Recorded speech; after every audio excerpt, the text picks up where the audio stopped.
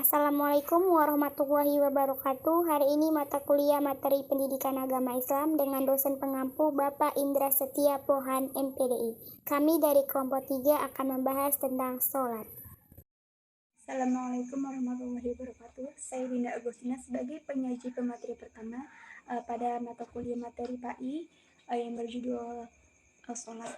Ingin menyampaikan pengertian sholat. Pengertian sholat menurut bahasa adalah berdoa atau memohon pujian. Sedangkan pengertian menurut hukum syara sebagaimana pendapat Imam Rafi'i, yaitu ucapan-ucapan yang dimulai dengan takbir atau ihram dan ditutup dengan salam. Menurut para ulama fuqaha, sholat ialah ibadah yang terdiri dari perbuatan atau gerakan dan perkataan dan dari ucapan tertentu yang dimulai dengan takbir dan diakhiri dengan salam. Sedangkan menurut ulama tasawuf, sholat adalah menghadapkan qalbu kepada Allah Subhanahu wa Ta'ala hingga menimbulkan rasa takut kepada Allah serta kesempurnaan kekuasaannya atau menghadap kepada Allah dengan qalbu, bersikap dengan khusyuk atau konsentrasi penuh disertai dengan penghayatan penuh tatkala berzikir, berdoa dan memujinya. Kemudian dasar-dasar hukum sholat. Sholat 5 waktu merupakan suatu kewajiban yang harus ditegakkan oleh setiap muslim yang sudah akil balik, baik laki-laki maupun perempuan, dalam keadaan sehat maupun sakit. Dasar kewajiban sholat ini adalah Al-Quran dan Al-Hadis atau As-Sunnah. Sebagaimana yang dikatakan dalam surah Al-Baqarah ayat 43 yang artinya, dan dirikanlah sholat, tunaikanlah zakat, dan rukuklah bersama dengan orang-orang yang beriman. Salah satu hadis yang menjelaskan dasar hukum sholat yaitu dari Abu Abdirrahman Abdullah bin Umar bin Khattab, semoga Allah meridhoi mereka berdua. Ia berkata, aku pernah mendengar Rasulullah Shallallahu Alaihi Wasallam bersabda, Islam didirikan di atas 5 dasar, yaitu memberi kesaksian bahwa tiada Tuhan selain Allah, Nabi Muhammad adalah utusan Allah, mendirikan sholat, menunaikan zakat, melaksanakan haji ke Baitullah, dan berpuasa di bulan Ramadan. Hadis riwayat Imam Bukhari dan Muslim. Sekian dari penjelasan saya yang akan dilanjutkan oleh pemateri kedua. Assalamualaikum warahmatullahi wabarakatuh. Saya Dila Jelia, NIM 919-101 akan melanjutkan presentasi dari teman saya, yaitu materi yang saya bawakan mengenai tujuan sholat. Banyak sekali tujuan sholat yang kita ketahui. Salah satunya yang pertama ada untuk mengingat Allah Subhanahu wa Ta'ala. Yang kedua untuk mencegah kita dari perbuatan munkar atau tercela. Yang ketiga sebagai penghapus atau pengkaparat dosa-dosa yang telah kita lalui. Yang ketiga sebagai bentuk mengadu Allah Subhanahu wa Ta'ala, dan yang terakhir adalah sebagai bentuk rasa syukur kita kepada Allah Subhanahu wa Ta'ala. Kedudukan sholat. Sholat memiliki kedudukan yang paling tinggi dan penting, merupakan tiang agama Islam. Sholat itu juga mempunyai kedudukan yang sangat menentukan, yaitu menentukan diterima atau tidaknya amalan manusia. Amalan manusia yang paling utama kali dihisap pada hari akhir adalah sholat. Sekian penyampaian dari saya. Selanjutnya akan disampaikan oleh teman saya. Saya akhiri dengan wabillahi taufiq wal hidayah. Wassalamualaikum warahmatullahi wabarakatuh. Assalamualaikum warahmatullahi wabarakatuh. Saya Dinda Wahyuni akan melanjutkan materi yang selanjutnya, yaitu ialah tentang syarat-syarat sah sholat. Ada sekitar 7 syarat sah sholat.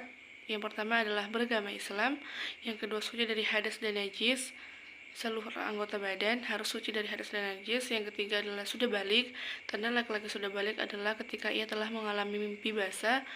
Yang keempat berakal, yang kelima menutup aurat, yang keenam menghadap kiblat. Dalam syarat ini ada 2 pengecualian, yaitu ketika seseorang sholat dalam keadaan berperang itu tidak apa-apa ketika tidak menghadap kiblat, dan ketika dalam perjalanan.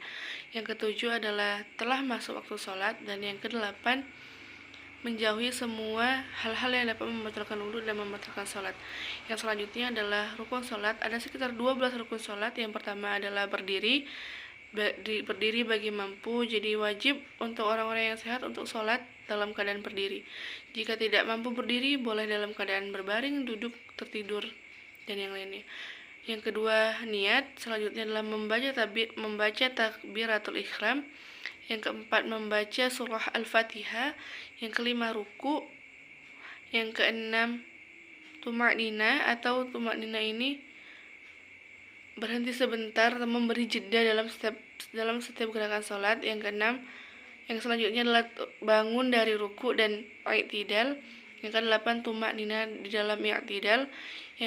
Selanjutnya sujud 2 kali dalam masing-masing rakaat. Selanjutnya tumaknina dalam sujud. Yang ke-11 adalah duduk di antara 2 sujud. Dan yang terakhir adalah tumaknina dalam duduk antara 2 sujud. Terima kasih. Wassalamualaikum warahmatullahi wabarakatuh. Assalamualaikum warahmatullahi wabarakatuh. Saya Desi Cindy Ramadhani akan membacakan materi selanjutnya. Sunnah-sunnah sholat. Sunnah sholat dibagi menjadi 2 macam. Yang pertama, sunnah abad. Yang kedua, sunnah hayat. Sunnah abad ialah amalan sunnah dalam sholat yang apabila terlupakan atau tidak dikerjakan, disunahkan mengganti dengan sujud sahwi. Sedangkan sunnah hayat adalah amalan sunnah yang jika terlupakan atau tidak terlaksanakan, tidak disunahkan untuk menggantinya dengan sujud sahwi. Sunat abad dalam sholat ada beberapa macam, yaitu tahiyat awal, duduk tahiyat awal, membaca salawat atas Nabi Muhammad SAW di dalam tahiyat akhir. Selanjutnya membaca doa kunut ketika sholat subuh maupun sholat witir setelah memasuki waktu separuh akhir di bulan Ramadan. Selanjutnya berdirinya kunut, membaca salawat atas Nabi Muhammad SAW, keluarga serta sahabat Nabi setelah doa kunut.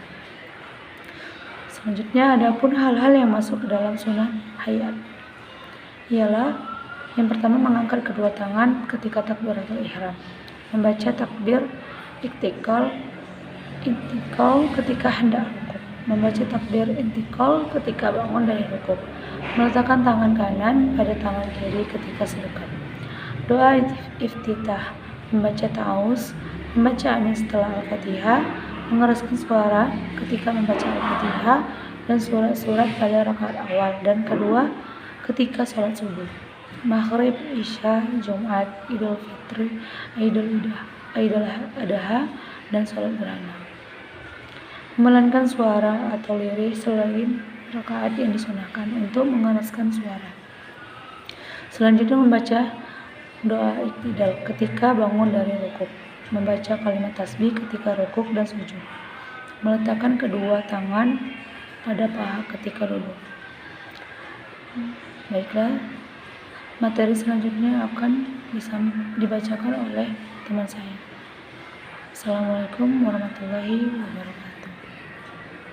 Assalamualaikum warahmatullahi wabarakatuh. Saya Fadilatul Zana akan menyampaikan materi selanjutnya, hal-hal yang membatalkan sholat, yaitu 1. Berbicara, 2. Makan dan minum, 3. Banyak gerakan dan terus-menerus, 4. Tidak menghadap kiblat, 5. Terbuka auratnya secara sengaja, 6. Mengalami hadis kecil atau hadis besar, 7. Tersentuh najis baik pada badan, pakaian, atau tempat sholat, 8. Tertawa, 9. Murtad, mati, hilang akal atau gila, 10. Berubah niat, 11. Meninggalkan salah satu rukun sholat, 12. Mendahului imam dalam sholat jamaah, 13. Terdapatnya air baik bagi pada orang yang sholatnya dengan tayamum, 14. Mengucapkan salam secara sengaja sholatnya batal. Sekian dari saya. Wassalamualaikum warahmatullahi wabarakatuh.